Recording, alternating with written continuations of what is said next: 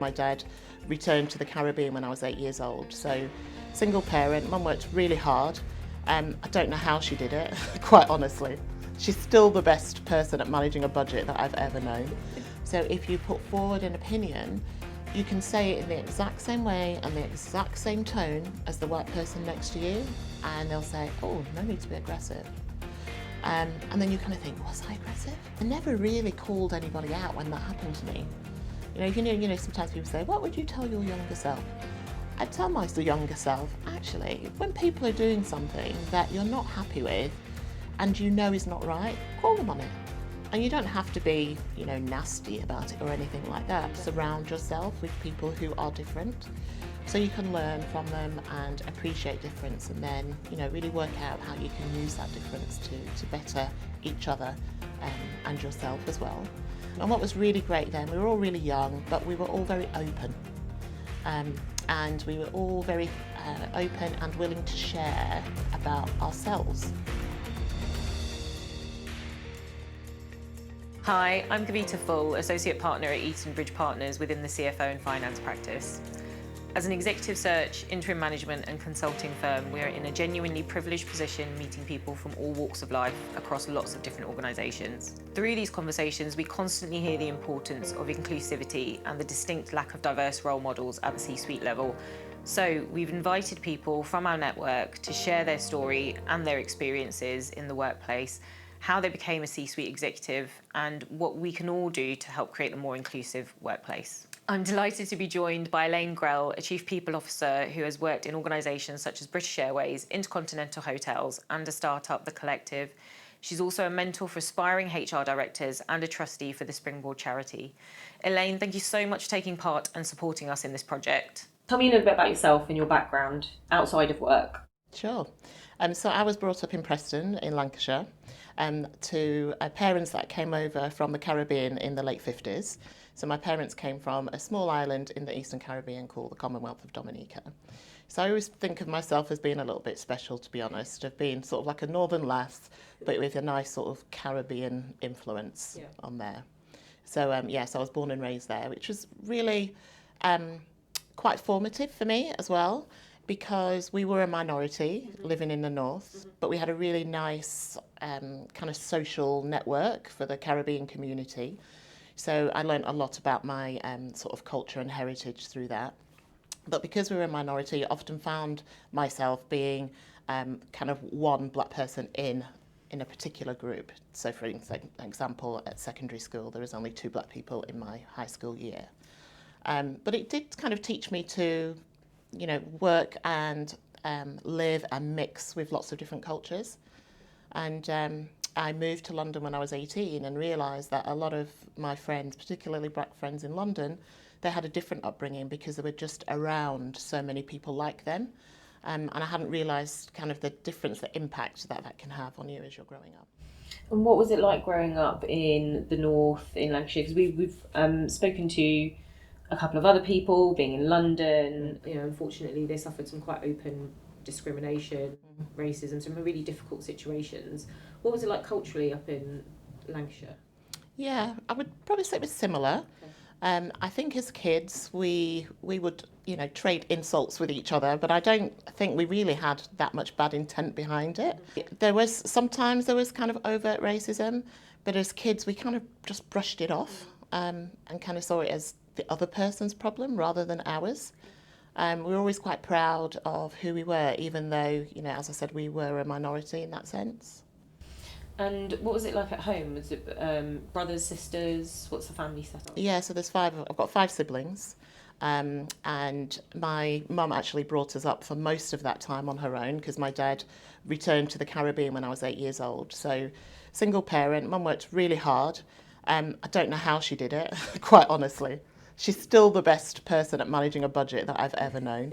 But when I, you know, again, in hindsight, when I think back and think, God, how did she kind of raise 5 of us on minimum wage and does not feel poor or disadvantaged in any way at all? You know, I look back and I feel like I had as rich as a childhood as anyone who came from a much wealthier background. But it did teach me to be very independent from a very young age. So my mum went off to work. She started work at 6 a.m. in the morning. So my sister and I, being the youngest of the five, we'd wake ourselves up, get ourselves ready for school, take ourselves quite a long walk to school, come home, let ourselves in, sort our dinner out. So it did teach us to be a little bit more planned, I guess, and a little bit more independent. Yeah. And how, going from your background, what was your path to becoming a HR director? Because you didn't go to university, did you? No, I didn't. So from school, I would just had this passion for travelling. I just wanted to travel. So when it was time to start having conversations about careers, and I just said, I don't know what I want to do, I just want to travel. What I hadn't realised was that actually I was very strong academically. And people might think, how on earth can you not realise that? But I was just around people, the way they sort of separate you at school, they put you with people of similar abilities. So everybody was as strong as me, so I really didn't see any difference. And also in my family, I was the first person really to be that strong academically. Okay. So a lot of my siblings and cousins and friends and so on, the traditional thing was once you leave school, you go to work. And you try and find an employer that's a good employer, one that's going to give you a bit of security and give you a nice path to, bigger jobs throughout there. But I just wanted to travel. So the recommendation there was to join a training scheme, a little bit like the apprenticeship schemes you have today. And I went to join a travel agency. But, once I got there, I thought, yeah, I definitely want to travel. After a short time there, I just sent my CV off to British Airways. I said, have you got any jobs? Which feels quite bizarre now. But they did come back and said they were recruiting for two different roles. So I applied and that's how I ended up joining British Airways.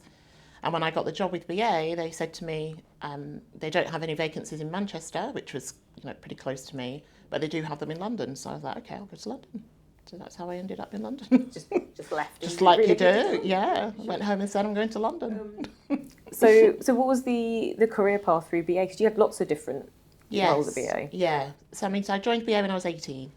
And the great thing about working for a large multinational company like that is there are lots of opportunities for you. And I'm a real curious person. I always used to classify myself as nosy, and then somebody said to me one day, yeah, actually you should reframe that. Curious sounds a lot more professional. So naturally very curious. But I joined BA at a time when I joined in the contact centre, and at the time it was the largest it had ever been, and there were 800 people working there, and I sort of landed in this melting pot of different cultures and ethnicities and people from all different walks of life, all different ages. And I think that's really something that has kind of instilled in me just how important it is to surround yourself with people who are different, so you can learn from them and appreciate difference, and then really work out how you can use that difference to better each other and yourself as well. And it also made me quite spoiled because I really enjoyed it. So everything I've done since then, I've always tried to look for that diversity as well. And what was really great then, we were all really young, but we were all very open. And we were all very open and willing to share about ourselves, and where we came from. We let each other in a way that I thought was normal at the time because we were all doing it. But, working through my career, I realised that's not necessarily normal, and people need a little bit more encouragement sometimes to feel comfortable doing that. But with the sort of passion of youth, we invited each other to weddings and family celebrations and all sorts of things. So you really got insight into people's lives. But there were lots of opportunities for me at BA. One of the things that always kind of followed me through all my job moves was that they always had something to do with people. So I was always involved in a lot of sort of change activities. There was a big transformation going on in the airline industry at the time, big move to self-service, a lot of things that we take for granted now. Booking a ticket online, checking your bags in online, all those sorts of things that we can't imagine travel without. We're all really new. Print paper tickets, that's right. One of my roles was actually writing tickets and then posting them out, so imagine that. Yeah. But it was a great opportunity to just get involved in lots of things that were just changing the way in which we just went about life. And of course, that was also happening in our lives as well. You know, ATMs suddenly being available, you know, checking your own groceries at the supermarket. All those things were happening in our lives. So I had a number of roles at BA. So I started in the contact centre. I had roles in operation in the terminals. I had roles in marketing and IT. But they all had a common thread of people and change about them. And I started managing a team at a very young age. So I was 19 when I first got my sort of first team responsibility. So that teaches you a lot as well. But I think, again, that was sort of a really good grounding for me as a people professional, because I feel like I've now got the sort of practical experience of doing things, as well as being able to be more objective and give people advice and guidance and coaching. Because, you know, some of the people situations that you deal with are really difficult. Yeah. If you've not really done it, it's hard to kind of really feel what somebody's going to be like.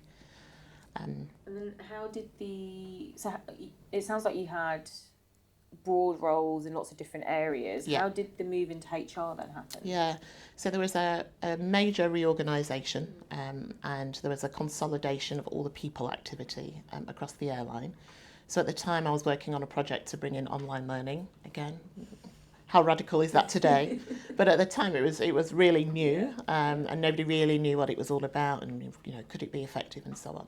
So that was considered training, which is a people activity. So that's how I was consolidated into the people function.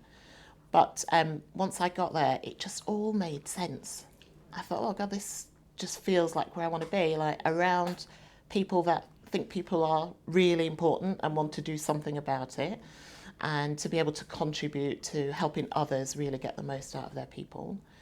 As I said, I had the kind of experience in managing teams, so I knew what it felt like from that perspective. And then I'd had all this experience in change and transformation, which I hadn't quite appreciated how valuable that was until that time. So I then decided, I'd just come to the end of my MBA, so I studied and completed my MBA whilst I was working. And I thought, actually, I really want to kind of make myself into a HR professional. So then over the next following sort of 10 years, I did a number of different roles and secondments and projects that gave me exposure to kind of all the different elements of HR. And I also went through my accreditation with the CIPD as well to get my sort of professional accreditation there. And how did you manage to balance that studying and work and, you know, then doing the accreditation? Yeah.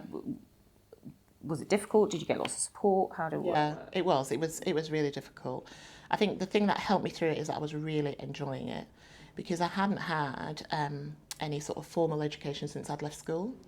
And because of that, I had to do quite a long route to the MBA. So I essentially had to kind of complete a degree and then able to do the MBA. But I had a really great sponsor, actually, who one day I'd written a research report. And I remember her coming up to me at my desk and saying, Elaine, this is fantastic. Did somebody help you to do this? And I was like, no, I just did it myself.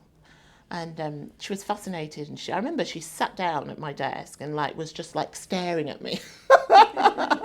But I felt she was really listening, to me. And she was asking me all about my background and where I was from and all that kind of stuff. And she said to me, are you ambitious? Nobody had ever spoken to me about my career before or really where I wanted to go with it. And I thought, am I ambitious? Yeah, I guess I am. If I think about the moves that I'd made, a lot of it was very self-driven from me. Anyway, so she then said to me, had I considered doing some more formal study, and she arranged for me to get sponsored for my degree and my MBA. So that really helped, because I wouldn't have been able to afford to do it. And then also giving me the time. So it's through the Open University. So a lot of it was self-study, but then every 6 weeks we had in-person study groups. I needed time off to go to that. And every term we went away for a summer camp or autumn camp, what have you, where we went away for a week and studied. So again, the fact that she was able not only to sponsor me financially, but give me the time really helped. But I loved it because it was very practical. And a lot of the assignments were really focused on what I was doing at work. So it encouraged you to look in your own organisation. So there were things I could really apply straight away. But yeah, it was tough. I did my very last module I think I sat it at home actually 2 weeks after I'd given birth to my first son. Wow. Yeah, because I had a cesarean, so I couldn't go obviously to the examination centre. So the invigilator came home. Physically came to your house? Came to my house. I sat at the kitchen table and she sat with her knitting watching TV. With the door wide open so she could see I wasn't cheating. That's a very surreal experience. It was very surreal. Very, very surreal. So the really interesting thing in that story is the person who came to sit with you and asked you that question, are you ambitious? Yeah. Where do you think you'd be if that moment hadn't have happened? I don't know. I think I still would have progressed, but I don't think I would ever have thought I'd get into the level of seniority and accountability that I have today. It just instilled, I guess, a sense of belief and confidence in me that I hadn't had. I looked around me. I could see people in different roles. I wasn't quite sure how they got there. And a colleague of mine, he's similar age to me. We were both quite similar. Well, not similar. He's very different. He's white and Irish, but we just went through a lot of life stages together. Okay. And we were always trying to work out. So how can we better ourselves? What can we do? So we were good, I guess, peer support for each other as well, which is something that I've always tried to maintain throughout my career, to find the peer support and also give it where I can. But the notion of a kind of sponsorship and having somebody that, could talk about you on your behalf to others that may not know you, really invaluable. Not only sponsor you to study, but also sponsor you upwards. Yeah, as a person, have you thought about Elaine? Who's Elaine? Oh, you don't know her? That sort of thing. Yeah. And then the other thing that's been really helpful to me is mentors. I've really benefited a lot from having mentors at different stages of my career. And again, I've tried to kind of pay that back. So I do a lot of mentoring now for all different sorts of reasons, whether it's, women trying to work out how to juggle career and family, whether it's people underrepresented groups, whether it's women of colour, whether it's people in HR with a HR career. I've always really tried to give back because I gained so much from that. And then the other thing I think that's really helped me is really strong leaders and line managers. People who believe in me, gave me the space to grow and to try things and just perform, but also be very honest with me when there needed to be more constructive feedback to help you to continue to grow and stretch. So I learned a lot from them. And always, you learn from managers that aren't great. Then you know what kind of manager you don't want to be. You know what kind of leader you don't want to be. So although painful at the time, you can also learn a lot from those sorts of life lessons as well. Don't worry, I won't ask you who those were. So you left BA, and it sounds like that was a really amazing experience. It really gave you great grounding in your career, and then you moved to IHG. That's right. What was that like? Great, actually. So I left BA because I finally got to the point after 21 years, as I kind of looked around me and I couldn't see where my next role was going to come from.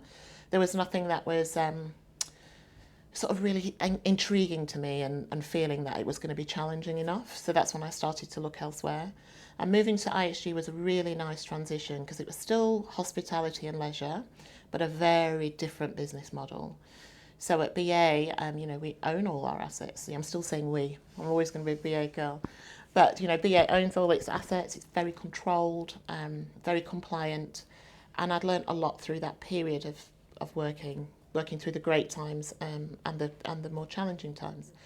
And going to IHG at the time, they just got to the end of what they call their asset light strategy. So they were pivoting from being an asset sort of led company that owned hotels and property to one that was really going to make a business out of their brand and marketing and running a sort of franchised and managed business model. And a very deregulated industry, again, completely different from the airline industry, with lots of multiple stakeholders. So I had a lot to learn, but I joined at a time where we had a very strong CHRO, Tracy Robbins, who was very inspirational. So it was great to have a role model to look up to, and she was very generous and giving with her time. So again, thinking about the great traits you can learn from leaders, that's always something I've tried to replicate wherever I can. And HR at IHG, when I joined, and still has a very strong reputation. So I really felt that, HR could add a voice to the business and to where the business is going and the strategy. And it was great to join at a time when there's a lot of focus on things I hadn't been involved as much in. So around the employer brand, for example, which again is very familiar to us all now, but Tracy was quite a pioneer in that space. So learning all about that. There's a great focus on engagement and how you truly engage people at all different levels across the business, from all the entry-level roles in the hotels right to the most senior executives. And a really nice focus on leadership development and how, again, at all different levels in the company, that really makes a difference. So it was a nice transition, lots to learn, but I also felt that I could bring a lot in from coming from a very strong customer service-led organisation like BA. And you had you had multiple different roles at IHG. Yeah. I think one of them did you actually move abroad? I did, yeah. So when I accepted the role, it was going to be based in Denham, sunny Denham, near Uxbridge. But after a few months of travelling a lot to Atlanta on business trips, my manager at the time said, how would you consider moving out to the US? There'd been a change of leadership for the functions that I was supporting, commercial and the technology function, and that was going to be more led from the US. And most of the stakeholders were out in the US.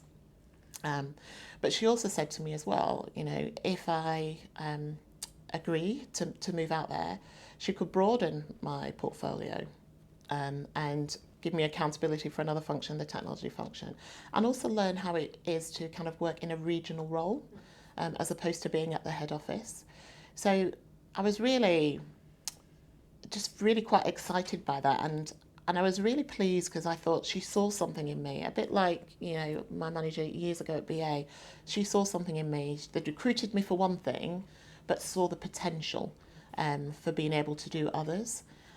So I agreed and moved out there with the family, and we spent 3 years out in Atlanta, which is probably one of the greatest learning periods of my life, learning the business from a US perspective, but also as an individual and as a person, as a woman, as a mother, and moving out there and kind of starting a new life afresh, and what that feels like was really quite humbling in some ways.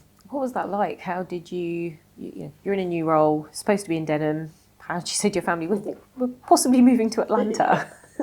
How did that go? Well, they didn't kind of take me seriously at first, and I went, no, I think they're serious. And my manager at the time said, well, come over, because I was like, although I've been travelling a lot, I'd seen airport, hotel, office. I hadn't really seen, where people live. I'd never seen a supermarket, for example. And she said, come over. And she said, and bring your mum. And again, I thought that was really clever of her. And it showed just how well she'd already got to know me, because she knew how important my mum was to me and my family. So we went out there. We spoilt the kids a week in Disney first, so they were all excited. So they're bought in, they're sold. On the way home, we're just going to stop in Atlanta for a few days. And we're going to look at some schools and some houses, things like that. And we went to dinner at my boss's house, and she was again very welcoming and warm, which was a great trait. Quite honestly, at IHG, it was sort of very family feeling, good family networks, not dysfunctional families. But she kind of showed us what it would be like to live there, and that was really, really helpful for me, because I had comfort in, I didn't have any worries about the role. I'd still be working with the same people. I knew them all, maybe a different office. So that was the bit that was easier. But she really pinpointed on the fact that actually that's only part of the decision, although a big one. The rest of it, which was really important to me, was just as important. So I think it's always really important to know your team. And that's something that I've learned and truly appreciated as I've looked back on my career. It's those moments in time where I've had managers, where I've had peers that have taken time to get to know me, and where, quite honestly, I've let them in. Because there's been times when I'm thinking, not sure here. So I know I've been a bit guarded, and I've seen the impact that has had on how well I've enjoyed the role, as opposed to when I felt comfortable and felt actually, I know what I'm doing here. And even if I don't know exactly what I'm doing here, it's okay. I'm not worried about the mistakes I might make. So that's really interesting, because is that a bit chicken and egg? Did you being open and authentic lead to then having a more open and authentic relationship with your manager, or they make you feel like you could be open and authentic? Which a little bit of all of that, to be honest, because sometimes you can be open and it's not returned. So then I'm very values driven, ridiculously so. So I can sort of get a good sense of whether I'm going to be able to get on with somebody through work, we can work together, or whether I think I'm going to be able to have a much deeper connection with this person. Yeah. We'll still get the work done, but it's going to feel more enjoyable doing it together. So it sounds like the key to you making that decision was that moment where they offered to bring your family over and realise that actually family is really important to you. And that sounds like your managers, obviously knew you really, really well and taking the time to get to know you. So what was living in Atlanta like? It was great. It was really great. People used to say to me all the time, like, what's the biggest difference between living in the US versus the UK? And it's not like kind of one big thing. It's not like we went to China and we suddenly couldn't, speak the language or read the signs. It felt like we were similar, but actually there were lots of small differences, lots and lots of small differences. And that kind of took me aback after a couple of weeks, because I kind of went in there maybe a little bit too confident that I would just, be in London one day and Atlanta the next and everything would be completely the same. Outside of the obvious different words and terminology that we use, a lot of the time it was, how are people actually coming into the conversation? How are they making that decision? What's been the thought process for them to get there?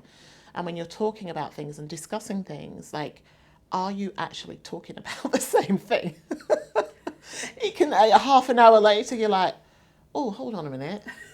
I was talking about this. What are you talking about, So it really taught me to stop and check, check and reflect. That was something I hadn't done too much of previously, but quite often I would stop and say, okay, so what do you mean by that? Where do you want that to go? I want it to go here. Is that where you're going? And, outside of the obvious just of words. That's really interesting, because there's not a language difference, but clearly there were semantics or cultural differences. That's right. So obviously we're sat here post Black Lives Matter, post everything that happened with George Floyd, and Atlanta's known as a place which it actually has quite a dense black population. Yeah. How was it having a young family out there? Did you feel any of the tensions that were going on in the US at that time? Yeah, so you always feel it. It's not as integrated as, say, London is, for example. And I say London because in the UK, I think in our cities, we have quite a nice cultural mix and pretty good integration, I would say.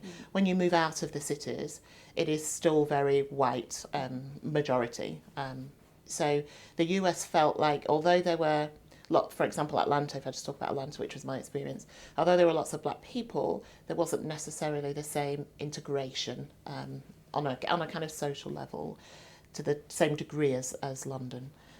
So we had a very privileged setup out in Atlanta, quite honestly. We lived in a beautiful suburb, lovely house, nice car, and all of that. And I also had a lot of respect and expectations of me of being a senior role in the US. I had a lot of leadership accountabilities as well, which I enjoyed and really relished. But my kids went to a school where there weren't a lot of black children there, compared to if maybe they'd have gone to one in the city of Atlanta. It would have been far more diverse, perhaps even far more black children than white. So that wasn't too different for them because we came from the suburbs here. But what was quite different was just the history of the US and the history of the South and the impact that had on some of the tone of the lessons that they were having at school. And sometimes the boys would come home and they say they learnt this at class today and this boy made this stupid comment. And my eldest would always say, why did we come to America? We're supposed to be coming here to learn and grow, and I'm teaching them, in his 12-year-old wisdom. And, I had to say to him, well, your learning is coming from helping people to understand who you are.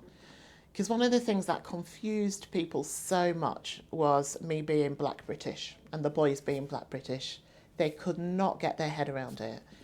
you're African American. No, actually, no, I'm not. I'm Black British.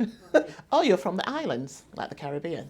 My parents are from the islands, but I'm Black British. They just couldn't get their head around it. So I used to make quite a joke of it in the office. You know, it's the kind of thing that they used to sort of like pull my leg and things like that. Then what was really nice was being in the office, working with a lot of Black people was really great. I hadn't had that experience before, at all different levels.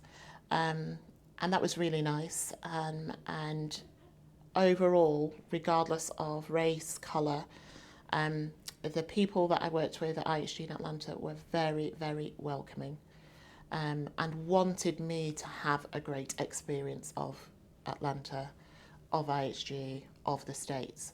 So they would very proactively invite me to things because they knew I was willing to go and try things as well. And were very willing to sort of educate me on any differences that we may have had. That's really, again, because you mentioned that's you going back to you being open and authentic and open to new experiences, and then also people open to inviting you in. Yeah. Which I think is really interesting. It's a real trust thing, you know, and it's not easy to give that trust, especially if maybe your experiences haven't been positive. I can see why people may be reluctant to do that. But for me personally, I think that's what's been just a really instrumental part of my growth. Were there any bizarre situations or uncomfortable situations whilst you were out in the US or in Atlanta? There's one moment when my son went on a play date, and he went, and the house that he went to, they were very wealthy, and the people that he went to were they had a housekeeper, a black housekeeper, and when we got to the door and I rang on the bell and I said, "Oh, here's Josh, come for his playmate," and she said to the little boy that Josh was going to meet, "Oh, so you've got yourself a little Negro friend." And I had this real moment. I was like, "Oh my God, do I want to leave him in this house?" Anyway, I had no choice because Josh was off. He saw this huge house and off he went running off. And I was like, so I'll be back at like 6. Wow. And for that entire time, I was like, "Oh my God, what have I put him into? Like, he's not prepared for it. He's only 10, you know." Anyway, he came back. I said, "How was it? You know, how was the housekeeper?" He said, "Oh, she asked me lots of questions about England." And, you know, from the questions he was asking, I thought, "Oh, she's just curious." So it was fine. Yeah. He was welcomed. Parents were great. You know, he ended up spending a lot of time with that family and became really good friends. But it was just one of those moments when you think, "Oh, have I prepared them for that?" Because there was also, I think, I remember you telling a story about the, was it the lady who delivered your post? Oh, that's right, yes. Being surprised that you were living in that neighbourhood, because it sounds like it was quite it's a lovely... a wealthy neighbourhood. And Yeah, so one day I was at work and we had a UPS delivery, and my mum was staying with us at the time. And so the delivery came, my mum opened the door and the UPS driver was like, "Oh, I've got a delivery for me." And she said to Mum, like, she didn't know what to do. And I said, "Oh yeah, that's my daughter, I'll take it." She said, "Your daughter?" She said, "This is your daughter's home?" She's going, "Wow, she's done really well." And like, my mum was like, yes. So my mum was really proud. Yeah. But my mum kind of missed sort of like all the layers behind why this woman was like so impressed with it, you know? Because my mum just took it as, yes, she's done well, she's progressed really well, not necessarily as a black woman actually to come and to be able to deliver something, and this is somebody's home, was a really big deal. And then you left IHG and went to the Collective, which is a really fascinating business, and that's obviously where we met, because I was supporting you with some work there. Talk to me about the Collective. What was that like? Yeah, so I got to a point at IHG, we were going through another big transformation, and I spent some time reflecting and thinking about the past 7 years, and I thought I've really loved it. I loved everything about it. Even the challenging times that really pushed me to really sort of question who I was at times and really where did I want to go. It was all really valuable. But I really enjoyed the move from BA to IHG, and I thought, actually, I'd like to do that again. So I decided to leave as part of the transformation. And wasn't quite sure what I wanted to do when I left, but I just knew I wanted to do something different. I'd had the benefit of working with 2 large global companies, and I thought I'd like to try something smaller, a bit more nimble, a bit more entrepreneurship. And through the networks, I got introduced to the Collective, the exec team at the Collective. So the Collective is a real estate company that provides co-living spaces, but it's a company with a very strong heart and a strong purpose. And it's really about bringing people together and helping people to live as part of a community and helping people to feel less lonely in cities. So you might rent a studio from the Collective, but actually you live in the building. So you've got working spaces, communal kitchens, quiet spaces, library spaces. But the idea is that you've got a sense of community when when you're at home. So it was great for me. It was smaller, and I was able to be really part of that leadership team and work directly with the CEO and founder and the exec team about how we were going to help this company to grow. It's a very different business in that, again, that helped me because, as I said earlier, I'm always looking to grow. So learning real estate was new and good. But also as part of the business, there's a large hospitality element. So again, I was able to bring experience with me. And just working with a very different demographic, much younger workforce, very chilled and laid out, going to work in my jeans and trainers, and being able to do that and be really comfortable about it was just great. It's very, very energising. It's probably the best way to describe it. And I remember when I met you at the Collective, I was amazed at how diverse the leadership team was, right the way from Raza, who is Indian ethnic origin. That's right, yeah. Indian British, yeah. And then all of the leadership team, all of the senior exec, all had different ethnicities. That's right, yeah. Was that something the business set out to do? Was it purposeful or accidental? How did it happen? Yeah, I don't think it was purposeful. So it wasn't purposeful in that saying, okay, I now need to find someone of this background. But I think it was purposeful of Reza in that he was looking for like-minded people. So from a values perspective, from a purpose, what we're trying to achieve, and the exec team were very low on ego, which was quite new for me, quite honestly. So he had quite a talent, I guess, at picking out those types of people, and I think that's what kind of then ended up with the kind of diversity, because he also had diversity in experience, industry, life experiences as well, which was really nice to see that come together, and often led to lots of challenge and debate. So, one of the things that we always said at IHG is that we're really, really nice and we're true hospitality to everybody. Everybody wants to make you feel good, and we used to find it quite hard to have that kind of honest challenge because you didn't ever want anybody to really feel bad. So then working in an environment where you could have that, and it wasn't personal or anything like that, but you could have it, and always know that it was for the good of the organisation, was quite good. I remember talking to you whilst you were at the Collective, and it seemed like there was a shift because a lot of these things around diversity and inclusion are normally driven from top down. Yeah. So I remember having a conversation with you, it sounded like it was being driven from bottom up. Yes. And the leadership team was being challenged. That's right. About that. Yeah, so when all the George Floyd incident happened, which kind of shook the world, I made a lot of people sit up and take notice in a way in which they hadn't done before. There was a groundswell from the team members at the Collective saying, what are we doing about this? This is not who we are. The very essence of the Collective and how it was formed was a complete opposite to anything that could be associated with poor treatment of others, racism and so on. So it's like, what are we going to do about this? So I kind of harnessed that and pulled a group of people together that were really passionate about it and said, okay, what can we be doing? And we came up with our own sort of D&I equality, diversity, inclusion plan, which looked at what we can do for our team members, the people working at the Collective, our members, so our people who live with us in our buildings, and our neighbours and our community, and our partners. And we just had 3 commitments for each of those, kept it very simple. But I was really keen to put something in place that was realistic for us. There was a lot of push, for wanting to make change happen overnight and make it really happen really quickly.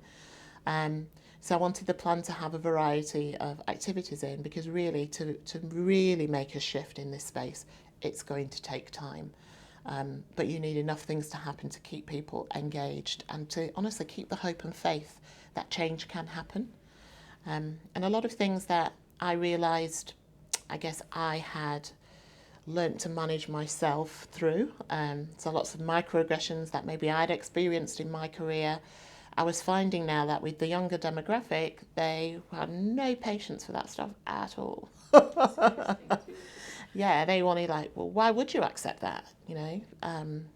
But it's just things that we'd sort of learnt to manage as part of, you know, trying to be a black woman progressing her career. You try to think of how you can do that in a way that kind of doesn't offend people or upset people, you know. So you mentioned microaggressions. Yeah. Give me some examples. What were the kinds of things that you experienced? Yeah. So I love the term. So I hadn't heard of it until the past couple of years. I don't know if it existed before, but it's a great term itself. But I think one of the things that sticks out for me a lot is when I was at BA, I worked with 2 other black women in our HR department. 2 were called Karen, obviously I'm called Elaine. But we found that whoever interacted with us, people would call us all Karen.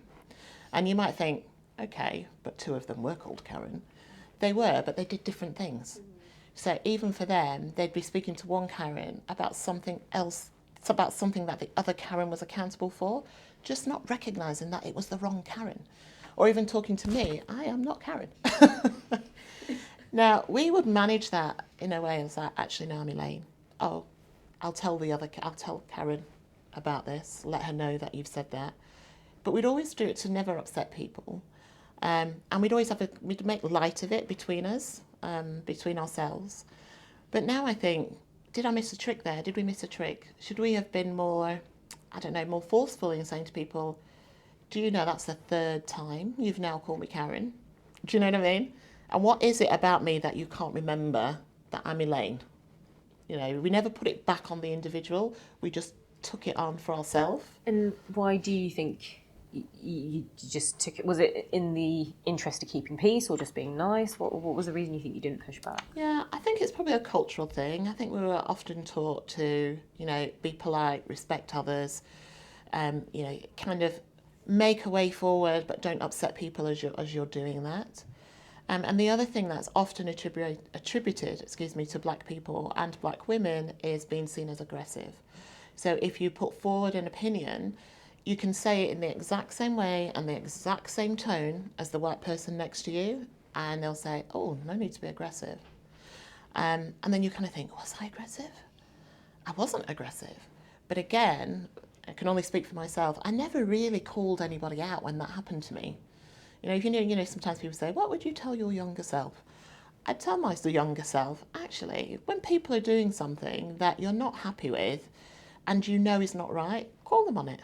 And you don't have to be, you know, nasty about it or anything like that, but say something that makes them stop for a minute and reflect on what they've just said and how that's affected you. And if they haven't realised that it's affected you, because quite often it goes right over people's heads, explain to them how it's made you feel. You know, there were many times throughout my career I just let those things pass. And is that something you're still mindful of, given that there is that stereotype, I guess is the right word? Yeah, that, definitely. You know, yeah. So do you feel like you tone down maybe some of the things that you want to say because you're aware that people may feel it's, or may see it as being aggressive? Yeah, I think as I've got more experienced, more confident, quite honestly more senior, I've just been more comfortable in being who I am and calling out things when I see it. I'm not a very sort of loud person anyway. I'm quite calm. So it's not necessarily going to come out for me in that way as a natural thing. But there are people who talk louder than me or are more expressive than me, and they would receive that feedback far more frequently than me. So I think that's why when I received it, and I know that's just kind of not who I am anyway, it would feel even more alien to me. Yeah. And are you saying that with the new generation, or the millennial, Gen Z, whatever you want to call them, that's just something they're not going to stand for, that they're going to be more challenging, and employers should expect to be challenged by people coming through the ranks? Yeah, I think should definitely expect to be challenged, or be very careful of apathy. So if they may find that these people don't care and they think, actually, that means they don't care about me, they don't know about me, and they'll just walk with their feet. So you may end up losing some really great talent and losing your opportunity to grow that talent because they've decided actually that you're not for them. So what would your advice be to employers about, given the experiences that you've had, about being more open, being more inclusive, creating an environment that's more authentic for people to come and be themselves in? Yeah, I think look to self first of all and really get to know who you are as an individual. So self-awareness, it's a term we often talk about in leadership development, but it's so important. And to kind of know who you are and kind of the value you bring to others. And then really spend time in getting to know your people, get to know your peers, really get to know the people in your teams, the people that you interact with. And if you look around and you realise that actually the sorts of people you meet are almost all like you, or they've been the same types of people for the past 5-10 years, and think about how can you broaden that? How can you put yourself in an environment where you can meet different people from different walks of life and get to know more about them and share more about you as well. So help them to understand that there are others out there that they may not have had exposure to. But where have you seen really good D&I talent growth, development strategies? Yeah. Well, I think we're still sort of in the early stages of it.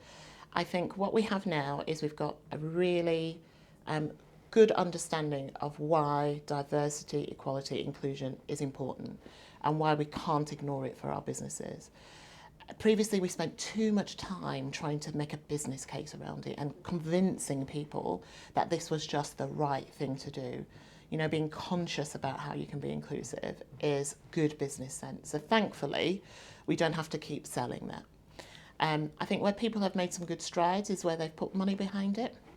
So they've funded the different initiatives that they need to fund, and they've maintained that funding because it will take extra effort, and that can't be done on somebody's when somebody's finished their day job, or you can't expect speakers to come in and speak to your people without paying them. So you need funding to kind of facilitate some of these. And some of the really great initiatives are where people have recognised that you've really got to look at your talent pipeline. So how can you start to grow your talent, whether it's through the entry-level roles that you have in your organisation or looking at the current population that you have and thinking about where are the strengths, the development areas of that population, and what are the proactive actions you can put in place to help them grow and develop into those more senior roles in the business. Otherwise, you won't have people in the talent pool to be able to choose from. And when you say current population, do you mean the current internal population or externally as well? Both, actually. So internal first, so what can you do with your own people, but also thinking a little bit more broadly about how you can influence the external talent pool as well.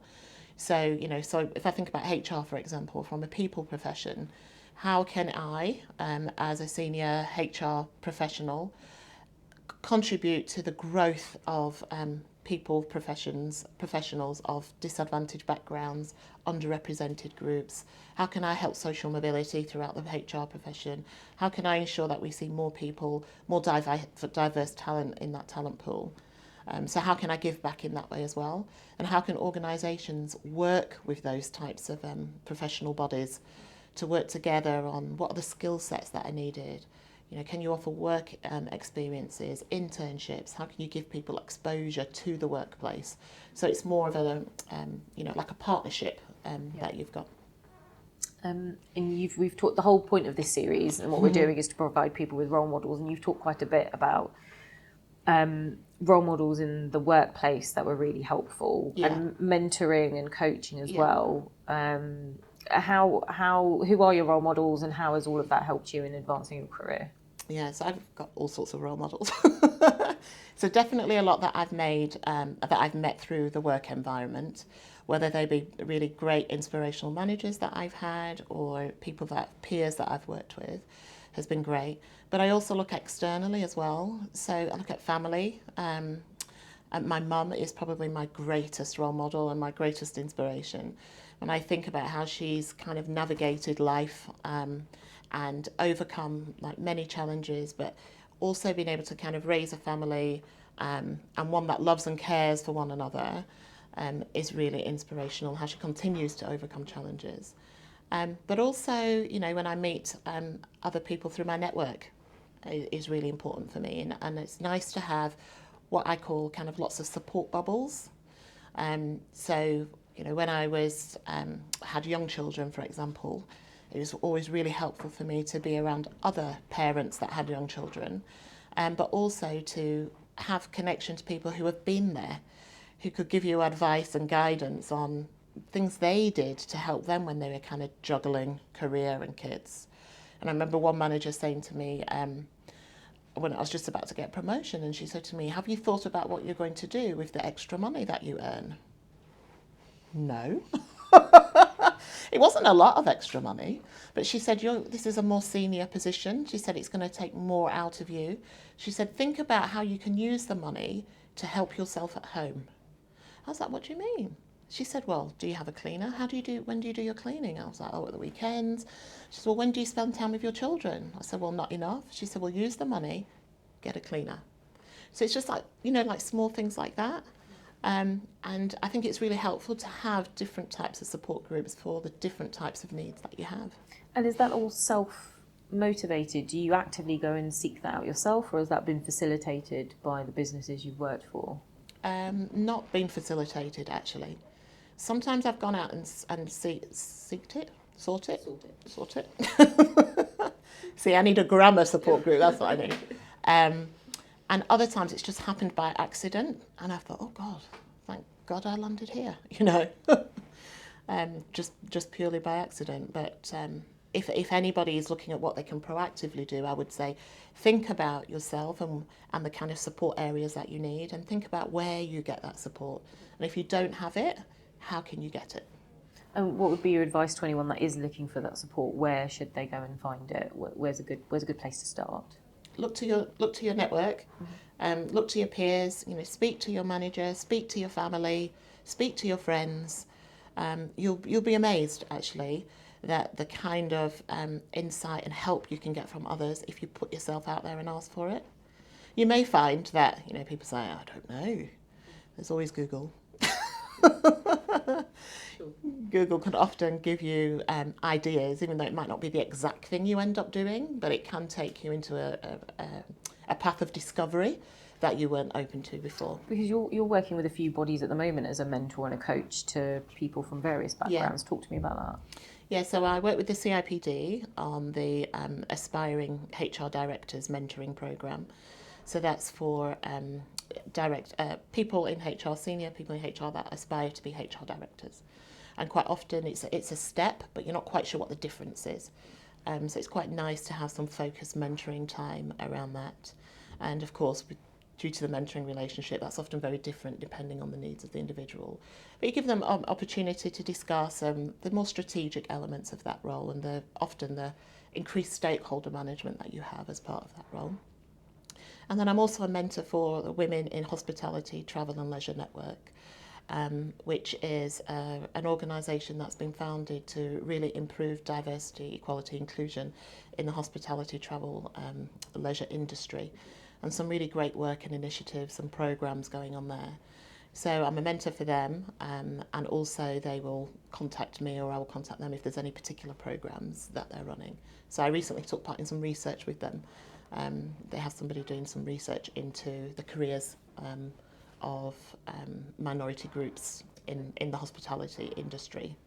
So it's just nice ways, I think, that enable me to feel like I'm giving back and contributing and kind of helping to make a difference moving forward. Thank you so much, Elaine. It's been an amazing conversation. Thank you so much for being so open and sharing so much about your personal life and your experiences. As I said at the beginning, this is all about providing role models for people, and I think your experience has been brilliant for people to hear, and hopefully people find it useful. So thank you. Thank you. Thank you for listening. To hear more of our interviews with senior leaders, you can subscribe to the Eton Bridge podcast on Apple Podcasts, Spotify, or watch the full interview on YouTube. Keep in touch with us via our LinkedIn page to hear about regular news and insights.